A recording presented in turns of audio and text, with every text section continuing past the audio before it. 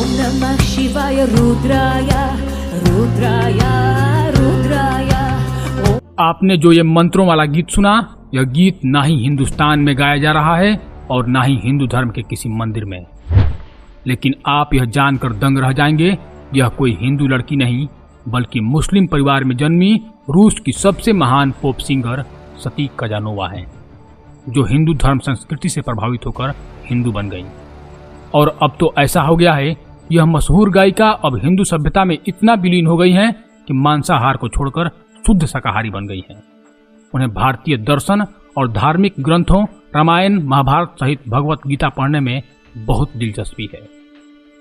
मशहूर रूसी pop star सती कजानोवा भारतीय संगीत और संस्कृति से इतना प्रभावित हुई है कि वे अपने गायकी में पॉप म्यूजिक के साथ मंत्रों का उच्चारण भी करती हैं।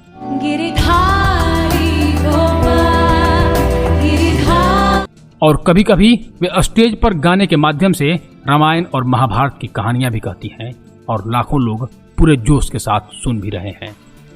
भारतीय प्रधानमंत्री नरेंद्र मोदी को दिसंबर 2015 में अपनी मॉस्को यात्रा के दौरान इस रूसी गायिका ने गणेश वंदना का प्रदर्शन करके बहुत प्रभावित किया। एक रूसी महिला से इतना स्वच्छ गणेश वंदना सुनकर मोदी भी बहुत आश्चर्यचकित और खुश हो गए।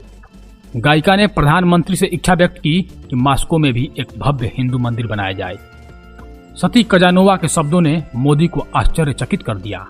उन्हें सती से बातचीत के दौरान पता चला कि उनका जन्म एक मुस्लिम परिवार में हुआ था। कजानोवा अक्सर मंच पर हिंदू देवताओं के लिए विभिन्न मंत्रों का प्रदर्शन करती हैं।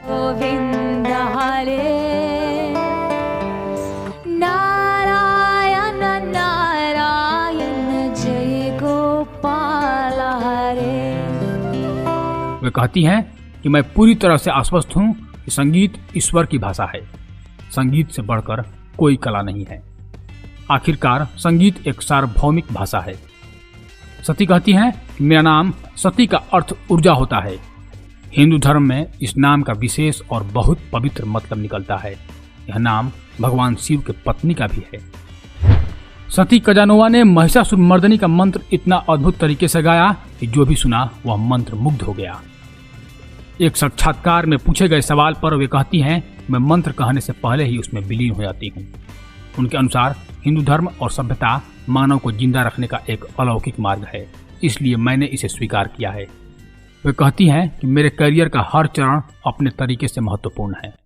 हालांकि सबसे महत्वपूर्ण बात तब हुई जब मैं आध्यात्मिक और धार्मिक संगीत की ओर मुड़ी। जैसे ही मेरे अंदर इसके लिए चाहत पैदा हुई, मेरा हमेशा परेशान रहने वाला मन एकदम से शांत हो गया और धीरे धीरे मैं अध्यात्म की ओर बढ़ती गई और अब सब कुछ ठीक हो गया है। भारतीय संगीत परंपराओं के प्रति प्रेम के अलावा कजानोवा सक्रिय रूप से योग का अभ्यास करती हैं। सती कहती हैं कि भारत जाना मेरे लिए एक तीर्थ यात्रा के समान रहता है। भारत एक पवित्र भूमि है जो अपने ईश्वरीय सभ्यता और मजबूती को हजारों सालों से सुरक्षित रखा है। जब वे स्वामी पद्मनाथ मंदिर में दर्शन के लिए गई थीं, तो उनके अनुसार उस मंदिर में सिर्फ वहीं अकेली विदेशी थी, बाकी सभी लोग भारतीय थे। वे थोड़ा डरी हुई सी थी, लेकिन वहां मंदिर के दीवार पर लिखा हुआ था, तुम भयभीत क्यों हो जब मैं तुम्हारे साथ हूं।